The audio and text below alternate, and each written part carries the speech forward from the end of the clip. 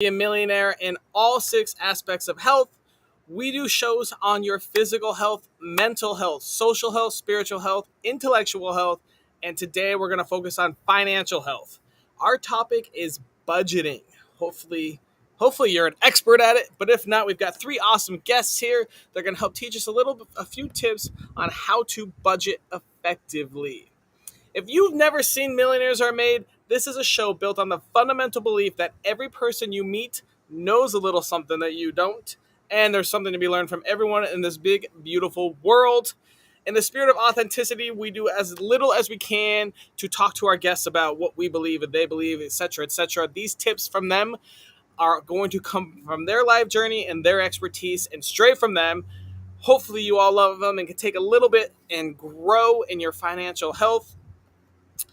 In fact, sometimes I don't even know who the guests are until about a half hour before the show. Had a surprise guest today. It's going to be a fun one. Audience, we love so much. Please comment, ask questions. We will answer them live for you. So feel free to talk and ask anything you want. If you have questions about budgeting, these three are going to tell us a lot. If you have a little piece of info that you want to share, sign up to be a guest. We'd love to have you. The link's being dropped right now, www.millionairesaremade.com. We'd love to have you on the show and share a little bit of knowledge that you have. And if you have something in your life that you are currently struggling through, maybe it's a breakup or a loss, something going on that you're not super extremely 100% happy with, let us know. We are always looking for new topics. We will go out and find three experts on it, and we will come back with a show to give you a little piece of advice. As always, with everything on the internet nowadays, if you love what we do, free knowledge for everyone in the world, please like, share, subscribe, send stars, whatever medium you're watching on, help us out so we can keep growing. And if you ever want to talk one-on-one with me, at least, I spend a lot of my life just talking to experts and learning. We do offer free growth sessions. Feel free to check that link out below, growwithaustin.com. And last but not least, I want to give a huge shout out to our sponsor, Silver Fox Fitness.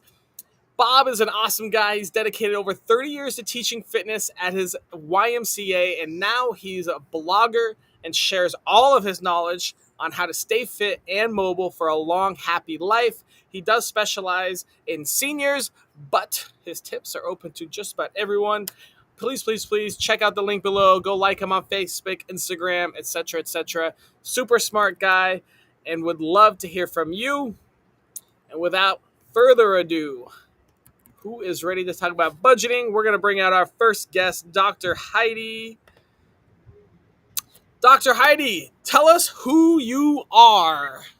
Hello, everyone. So I'm first off a mother of a wonderful 4-year-old little girl and a wife, a daughter. I wear all the different hats as many of you do, but I'm also a business psychologist. I'm a professor at Northeastern University where I teach in the business psychology realm and also the finance realm.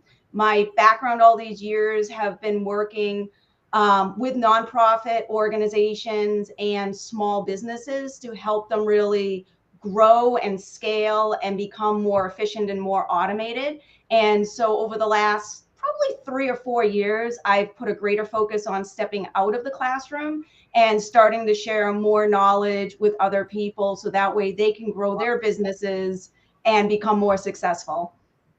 Love it. Well, this is perfect then. Thank you so much. Absolutely. All right, Dr. Heidi, I've got a super important question for you. It's All going right. to change lives, I hope. If I wanted to improve my financial health with a budget, what tiny piece of advice would you give me? So the one small piece of advice I would give you is to add a savings line into your expense category. Ooh, add a savings line into expenses. Okay, I like it. Tell us more about it. So there's two things that we typically end up doing. We get ahead in life, we get a pay increase, and before we know it, we go, poof, where'd it go? And so we just tend to start increasing our ability to spend and increase our expenses, and we buy new things, and before we know it, we have nothing to show really for it. And a lot of people these days, with the economy the way it is, are living paycheck to paycheck, are very much struggling, don't have savings, don't know how to save. But psychologically, when we actually add an expense line and we make it part of the things that we have to spend on, so electricity, food, savings, and we make it psychologically something that we have to do, another bill coming in, we put that money aside automatically. So we have those things for rainy days, retirement. And a lot of people have come to me and said, sounds great. I can't do it. I just don't make enough money. It really just becomes a change in habit. And I tell them, start with $1. We're not talking about saving $1,000. Start with $1 and start to get into the habit of saving. So if you put $1 on your expense budget, I guarantee you can save that $1. And then you slowly begin to increase that. So that way you do have that savings later on. Man, I love that. That's brilliant. Have you ever heard of the company Acorns? Yes, absolutely love it. I use them. Good. Yeah. So it's almost a similar idea where it's like you don't even know that you're helping your future self out so well. It's a secret. Every year we go on vacation from our roundup. So I have a Acorn roundup account, and it automatically just rounds all your expenses up. You don't even miss that change. And that's how we go on vacation, and we don't even have to worry about having a vacation fund. That is awesome, man. That's a big roundup. You must be Yes, it is. sharing a lot. So tell me this, I guess, how much should we be saving every month or so on our, or what line should you put on your budget sheet? So ideally, my life goal is always to keep 50% of my income to that line and 50% to expenses. I never like to exceed my expenses over that 50% because there are things that are going to creep up, car repairs, just house repairs, things that you're not planning on. And then you have that little bit extra. Yes, there's times that that's not possible, that we have to dip in. But I would say if you can get to 10 to 20% for the average American, I think you're going to be doing very well. But the ultimate life goal would be to get to a 50-50 split. 50% into savings and 50% covering all your expenses. Yes. Okay. So you definitely got to increase your income and make sure that your expenses are under 50%. Yes. And it's an ambitious goal, but it's one, like I said, it's not, don't start out saying, oh, tomorrow I'm going to start doing that, because that's going to be too much of a psychological shock to yourself and your family. It's definitely those small steps working to it. And again, for other families that really isn't attainable, 10 or 20% is still an amazing start. Yeah, I agree with that. I love that you treat it as an expense. That makes it a lot. Yeah, that's a great tip. Super psychological and easy, even like $1 a month, start small. And if you're not budgeting, I mean, just $1 a month, just put it into a savings account or put it into, a Robinhood ETF account or something like that. I always promote investing over saving, but if you want to just save, if you want to save, put $1 a month in your savings account. That's freaking brilliant. Treat it as an expense, so it forces you to do it. That's awesome. I love it. Start small. Like we said, like she said, $1 a month, man. That Dr. Heidi, I love this tip. All right, tell us where on your life journey this tip came from. Who told you about it? So I actually heard about it from a good friend of mine who's an investor, Frank Astornio. And he was telling me about it because I was complaining that I said, I get a bonus or I get a pay increase or I get a great contract that comes in. And I said, I feel like you're rolling in it for a short period of time. And then all of a sudden it's like, where did it all just go? And I really didn't have any sort of savings plans. I was one of those people that was just like, oh, well, we can go do this event or we can go do this or we can go do that. And that's perfectly okay to get that value of saying, like, I want to splurge and celebrate this success, but we just don't want to spend it all. And so, he was really the one who said to me, he's like, we, with our investors and the people we work with, we really focus in on adding that expense line. So that was one place I heard it. The second place that I started really implementing it, and I heard it from one of the executive directors from the Bill and Melinda Gates Foundation, because I work with a lot of nonprofits, because they're all working on you shouldn't have money at the end of the year, or you have to invest it all back into this.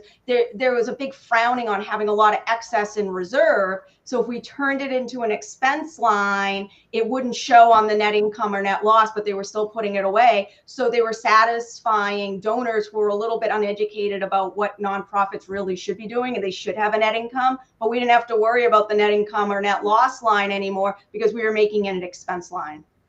That's super creative too. I hope there's some accountants out there watching this, and I'm getting more and more into nonprofits, and they obviously want to have one nonprofit I'm working with. They want to have like a year's operating expenses in their account, just because on my island with our government, you never know when the funding's going to stop. Absolutely. Or just disappear. So they want to have at least a year to be able to keep operating. So that's, I mean, we have a meeting tomorrow, and I'm probably going to bring that up right then. Excellent. There you go. Awesome. Well, thank you so much, Dr. Heidi. We're going to move on to our next guest. We'll bring you back out later on in the episode. Next up, we have Richard Chang. And in case you were wondering, we do have episodes on saving and spending. So if you're curious about how to limit your saving or limit your spending and increase your saving, we do have episodes we've done on that. You can check out millionairesaremade.com or our YouTube or Facebook channels. Without further ado, Richard, who are you? Hey, Austin, morning. Just a regular guy trying to make it in life. All right, have my job, my 40 hours a week, save money, play sports, go on vacation, make friends, lasting relationships. Regular stuff, live a good life. And you work for the U.S. Virgin Islands government, correct? Correct, I do, yeah. Man. Well, let's hear this. Maybe there's some senators listening to your next statement. If I wanted to improve my financial health with a budget that's successful, what tiny piece of advice would you give me? Have your budget in writing and have it readily visible at all times, and track your budget as well too. In writing, do you mean like print it out? You can have it printed out, or personally, if it's an app on your phone or you're using notes, have it. Okay, I have X amount of dollars for my rent, X amount for entertainment, X amount for groceries. You track your budget and track your residual. Helps a lot, and when you reference it daily or however often, it helps that you're keeping yourself on track. Man, if it's a goal that you're working towards, whether it be a new car or a house, have a visual representation as well. Have a picture on your whiteboard, on your wall, whether it be your fridge, next to your bed. So it's constantly there, constantly in your mind. You can see it, visualize it. That's awesome. I love that. Do you have a recommended app for users to use, like a budget app? No, I'm pretty old school in that aspect. I will use Excel or simple pen and paper. I do my math. This is what's coming in. This is what I have coming out. This is what I have remaining. Do you do it monthly, revise your budget? Yes. Luckily for me, all the places that I've worked, my salary has been fortnightly, every 2 weeks. So what I use to my advantage is, all my monthly expenses, I split them into two. Okay. Right. So that in my estimation, that helps a lot. Is it every 2 weeks or twice a month? Well, same, twice a month. Okay. Yeah, usually it's every 2 weeks, twice a month. So let's say if you have $500 for car expenses, $200 for groceries. First time I get paid in the month, I put aside $250 for groceries, $100 for the car expenses. So when second salary comes in, you have that other half. So you don't have that big hit at the end of the month. Yeah, that's super smart too. Break it down, make sure you have it. Even just break it down to 2 weeks or every pay period. Make sure this pay period covers this much. I've used this much insurance, used this much electricity. This is how much I've used. Pay it off and break it down. I think that's brilliant too. And then write it down, have it in front of your face, and have your goals there. Huge. Yeah, and I don't know any budgeting apps. Maybe one of our other guests does. If you are the technological millennial or Gen Z that needs an app. All right, Richard, we got our first question from the audience this episode. They say it's super smart, but it's hard to maintain. Is there a tip that you have to help maintain your budget and make sure that you're actually doing it every month or every 2 weeks? Uh, I can't say often. I just say be aggressive with it. You know, I don't want to answer the questions too early, but I learned that early on in life when I now started working, right? Same thing, ignorance, not knowing how to budget. I used to ask my brother, lend me like a couple $100 when the month comes. And at some point in time, he said, well, I can't be doing this with you every month. So that was just the wake up call that say, hey, I need to be financially independent and more responsible. So have your budget, stick with it. If you know you can't afford something, don't even think about it. Right, right. If you can't afford it, make it a goal and print it out and visualize it, right? Yeah. Work towards it. Yeah. Awesome.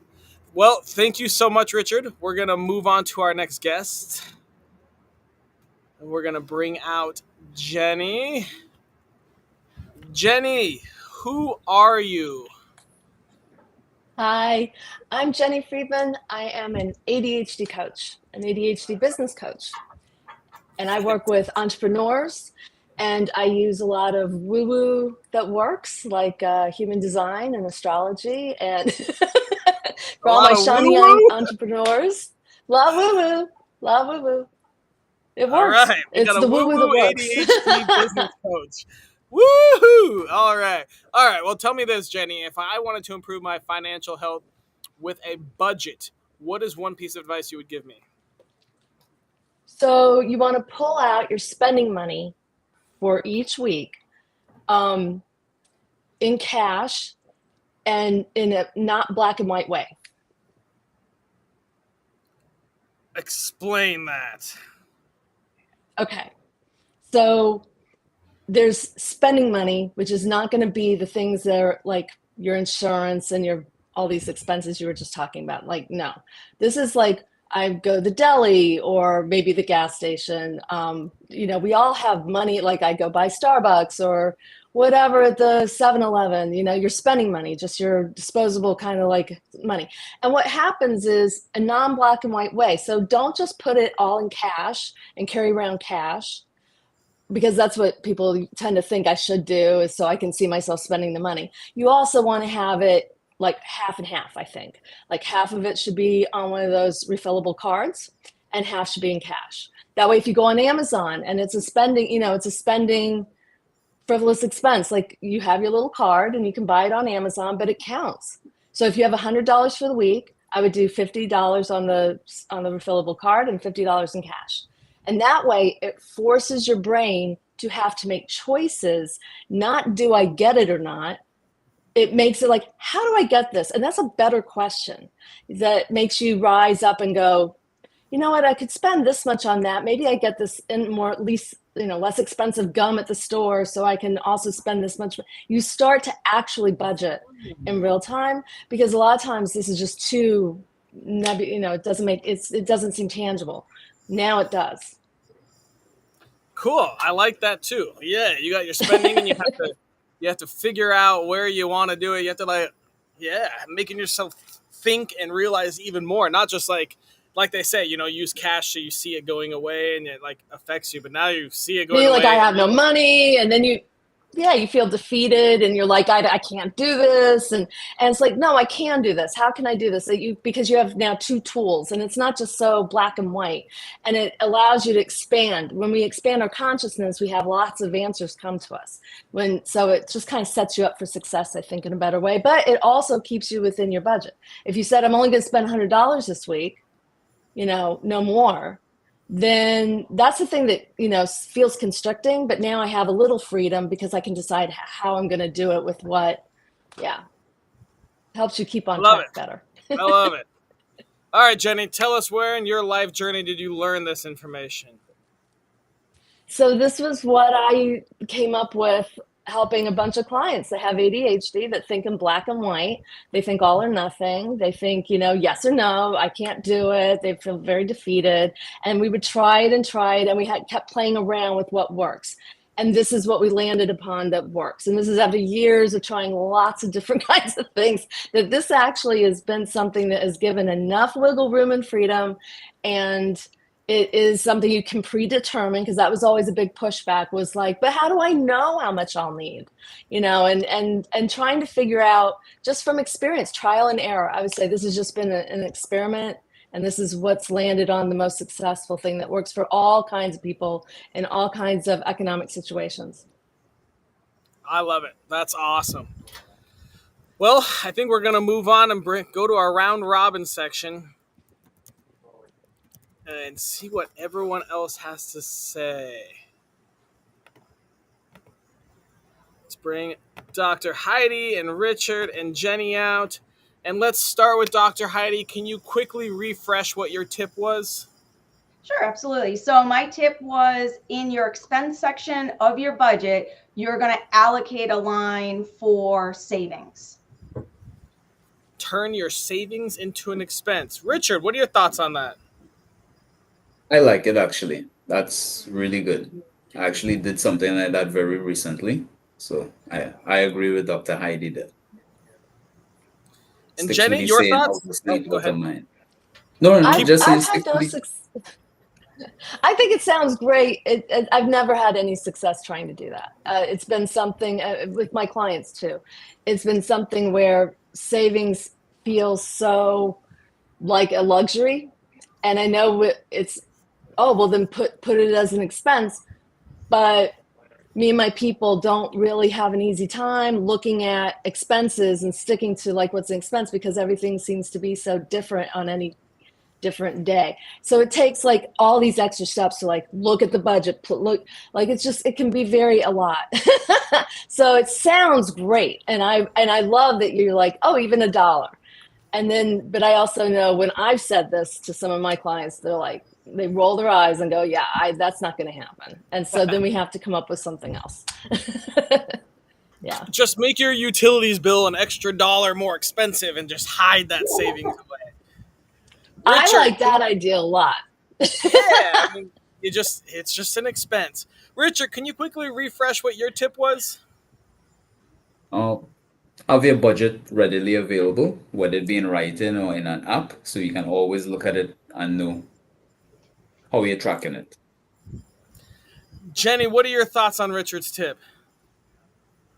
I think that's, as an anchor, fabulous, right? We should all be more mindful. And I do think if it's in a place where you look at it, and then the only habit is like then to keep looking at it, because if you stick it somewhere and it becomes wallpaper after a while. So it's, but I do think phones make it easier, or like your screensavers, or play around with it. Sometimes 1 month it's a screensaver, 1 month it's on a sticky note, 1 month it's a picture on my social media. I don't know. You just have to keep reminding yourself to look at the anchor, I like the screensaver idea. That's nice. Yeah. Dr. Heidi, what are your thoughts on Richard's tip? I love it. Coming from a slightly different background, a lot of the people that I work with are small businesses or nonprofits. So I'm not really working with individuals on their budgets. So I think that's really important, because one of the things that I've run into when I've reviewed budgets and they've pulled up what they said was their budget is a lot of people had a very firm sense on what they were spending, but had no real concept of what their revenue looked like, where they were generating their revenue, and how that was crosswalking to their expenses. So I think, for us, it's always been first that major cleanup and awareness, and then looking at that on at least a monthly basis to ensure that they were staying on track and understood what was happening. So it was a big educational curve in the beginning, but then a monthly, anything more than monthly was just too daunting for them, but monthly was very feasible for a lot of people. Cool. Okay. All right. Jenny, quickly refresh what your tip was for us. So pull out your spending money ahead of time, like on Sunday or Monday for the whole week, in cash, but not black and white way, meaning split it up between a card and cash. All right, Richard, what are your thoughts on that? I like it. The only thing I would say, know yourself. Because like we made a joke recently, if you have the money on you, you will spend it. If you keep the money out of your wallet, then, you wouldn't be tempted to spend it. So you're saying go to dinner with no credit card, no money, and see what happens? Yeah, say I'll wash all the dishes after.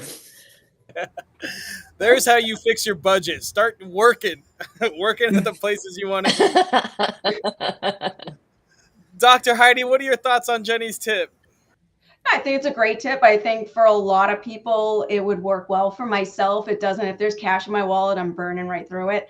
But this time of year, I need cash in the wallet because it's ice cream season, and most of the ice cream places, you have to have your cash. So they don't take cards anymore. But no, I do much better with my card. But a very similar thing to what Jenny's saying is I do have one card that I kind of put more of my discretionary fund money in. And that's where I kind of use it every month. I do have to say I have to probably be a little bit better as to determining how much that should be. I just kind of say, oh, I ran out, I'm going to go take some more. So I don't really say I hit the end of my budget. So I have to do better with that. But I think it's a great tip for discretionary funds. That's the reason why, is because if you just have your debit card and you know how this actually came about is a lot of people were like, I can do this, but my spouse can't. Giving them a prepaid set of money, like just spend this, actually saved a lot of marriages probably.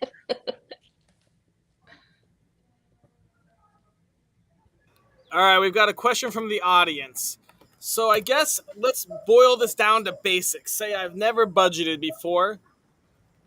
How do I essentially do the budgeting? Do I flex it each month? Do I keep it tight and rigid? Richard was talking about refreshing it every month and making sure you had it there. What do you guys? How would you answer this question? I would say plan just in case, because you never know what may happen. The same way you pay insurance every month in case of anything, have a contingency in your budget just in case anything comes up spontaneously. Very So smart. I'm a little more academic, I think, in my response on this one. I typically keep the budget that I set at the beginning of my fiscal year very tight, but I look at it monthly. And to not say there's no flexibility, where I start to do is I do projections to see where there might be possible cost overruns. And then I'll look at the other lines to see if there's savings on them. And then I'll do a reallocation, but I try not to do that monthly. I try to do that more on a quarterly basis, so we're not moving things around, because then that lines us up at the end of the fiscal year to roll our budget right into our income statement and our final financials. Awesome. Yeah, I think that also if you monthly, like the more you look at it, the more it's real for you. So if you have your budget for the month set up, but then every week you're taking out just for your spending money, so you have your budget automated. That's not for you to rethink and replan. I planned it. I've got set up. This much comes out and gets paid to there, but my spending money is different, and I look at that every week. Perfect. All right, we've got another question. This is about, are there any budgeting apps or tools that you guys would recommend? Richard mentioned Excel, so that could be helpful to do a spreadsheet. Any other options out there? I'm an Excel girl. I mean, I know for businesses, QuickBooks is a good one for small, low scale. That's not too complicated, but it's what I pretty much use. Yeah, there's apps to help you do these things. I forget the name of them though, because I don't personally use them. I've absolutely worked with people that have used. I know there's apps, but what ends up, and I'm very against, is spending a lot of time just reorganizing your information. Because it feels like, oh, I'm being so productive and busy, but really you're just doing what I call DJing. You're like, oh, look, I took all my information and I put it over here. Now I took all my information, I put it over there. But you haven't actually paid any attention to any of your information. You're just putting it in different apps and all that stuff. So I think actually, like what Richard's, even just getting pen and paper and writing it out, if you're for personal, not for obviously a company, is different, but so there's a million apps, and I just wouldn't get lost. For personal. I wouldn't get lost in the apps. Yeah, and most importantly, look for an app that you don't have to pay for. Absolutely, because there's enough of them out there. Yeah. So I would say I know Mint used to be an awesome one. It was bought out by Intuit, and I think that they rebranded it or removed it. I'm not sure. And I know that Rocket has one. Like the Rocket Mortgage Company, they have one that also cancels subscriptions. So for anyone looking for an app and thinking that's the best way to do it, those are two potential options. But you also can pretty much Google it. Here's one last question we'll do that I think is actually a great one. So we're talking about I use one app, okay, cool, but I'm not consistent. Do you guys have any tiny ways to make sure? I mean, obviously it's super important and you need to change your goals, but what's a way you stay consistent? Richard, how do you check it every 2 weeks? Or Jenny or Dr. Heidi, how do we stay consistent checking on our budget? Well, I would suggest habit stacking. If you already have a habit of doing something every week or every other week or every month, whatever it is, then stick this one right, with it, so that you're doing, this new thing. Because it is, if you haven't been budget aware, budget conscious or money conscious, and all of a sudden you're trying to be, it can seem overwhelming and you're fighting and resisting it. If you're like, well, every month I don't know. I don't know what you would do every month. I can't think of something off the top of my head, but let's say every month I do something with my car or something. I will also look at my money. Now you have a better chance. Whatever, don't do it daily. That'll be too much. So this is in my eyes, a very complex question, because we're not just talking about the financial habits here, doing the saying, this is how we're going to do finance. This is how we're going to do budgeting. This is how we're going to set it up is one thing. Now we're actually talking about implementing change management, and any type of change management or habit change takes a consistent 6 months to actually make it a new habit. So you have to be very, very diligent for your first 6 months to really get into a habit. And it also crosswalks over to time management and how do we find the time and how much time are we going to do? So for me, when it comes for budgeting, I use time blocking. And so I know I do mine once a month. So I look at my schedule and I time block out once a month when I'm going to do it. And that goes right on my calendar, on my schedule. And that's what I do at that time. So I don't have to worry about it. I can put it out of my mind, not worrying about it, because I know when that time comes up, that's when I'm going to go in and look at everything during that time. And then I can put it away again till next month. I like Awesome. that, Dr. Heidi. Fantastic. Yep. All right, guys, we are towards the end of the show. This is my favorite part. We have to come up with a daily challenge on how to improve your financial health with a budget. It needs to cost $0, take less than 5 minutes a day, and the trickiest part for this one, be available to anyone from Fiji to Kathmandu. What are your suggestions? So I would think about the ways you're going to spend money that day. If you're going to do this every day, just think when you're drinking your coffee at breakfast, just think, where am I going to be in the world? What am I doing? Am I spending money? Could I leave my money at home? Could I leave my money at home and wash the dishes? Can I not spend a lot of money? So on those lines, I kind of like that. In the morning, you could write down your expected expenses for that day. Yeah. I know I'm gonna go get my brakes done. All right, there's like $100. I know I'm gonna go do this. There's $20. These are my expected. Then when you're out in the day and something comes up, hopefully that sets your mindset. You're like, oh, that's not my expected expenses. That wasn't what I planned. I can't have 7 Starbucks today. I only budgeted for 2. Something like that might be a good idea. Any thoughts, Dr. Heidi or Richard? I'm all about the power of knowledge and learning, because not everything works for everyone. And I think, hearing as many techniques as possible is extremely important. So that way you can do trial and error and figure out what is actually going to work. So I love doing social media challenges with hashtags, where we ask people to come on and just share their finance tidbit that works for them personally. And so that way there's a community of people kind of supporting each other and working together, sharing knowledge, and people can see all these things on the hashtag and they just say, hey, I never thought of that idea. I'm going to try that. That might work for me. Okay. Awesome. So create some sort of budget hashtag, or maybe just search the budget hashtag every day. Mm-hmm. And just see what other people are doing. I kind of like that. All right, Richard, any thoughts? Yeah, similar to what you mentioned, like with the Starbucks as an example. If there's something that you like to get every day, let's say cut it out once or twice, depending on the number of times you want it for the day. push that money aside, and at the end of the week, see how much money you've saved. Nice. So instead of 7 days a week and 5 Starbucks, see if you can limit it to 5 days a week and 2 Starbucks. And then Yeah. count up how much money you saved. All right, how do we turn that into a challenge? So let's see. So we're gonna search a hashtag budget and learn a new tip, right? Read a couple statuses, take like 30 seconds to a minute to do that. I like that because it's just basically researching everything. And then I like writing down expected expenses for the day. You guys like that? Yes. So you kind of have a goal for the day. This is what I'm going to spend my money on. This is how much I need. Something happens. Where's my money at the end of the day? And then, yeah, how can we monetize limiting? I mean, I guess we could just, with the expected expenses, we can remove one unnecessary expense. Does that sound good?